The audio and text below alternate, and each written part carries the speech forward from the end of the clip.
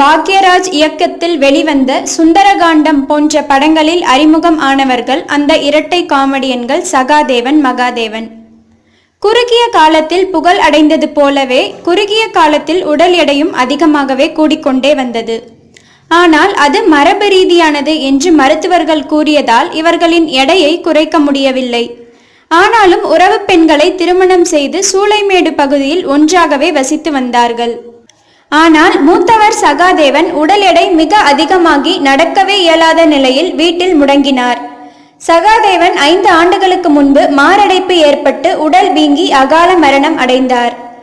இந்த நிலையில் அவரது மற்றொரு சகோதரரான மகாதேவனும் உடல் எடை கூடிக்கொண்டே இருந்தது.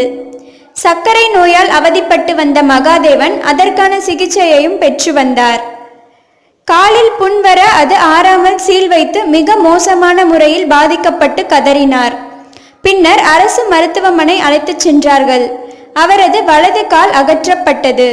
அப்படி அகற்றிய போது நர்ஸ் உட்பட யாராலும் அருகே நிற்க முடியவில்லையாம். எல்லோரும் ஓடிவிட்டார்கள். அதன் பின் 2 நாட்களில் துடிதுடித்து பரிதாபமாக இறந்து போனார் மகாதேவன். 100 படங்களுக்கும் மேல் நடித்த மகாதேவன் இறந்தபோது திரையுலகம் கண்டுகொள்ளவே இல்லை. ஓரிரு நடிகர்களே வந்தார்கள் என்கிறார்கள். மறைந்த மகாதேவனுக்கு சாந்தி என்ற மனைவியும் அன்பரசி என்ற மகளும் உள்ளனர். அப்பா போலவே உருவமும் முகமும் இருப்பதால் அன்பரசியும் சினிமாவில் நடிக்க ஆரம்பித்திருக்கிறார்.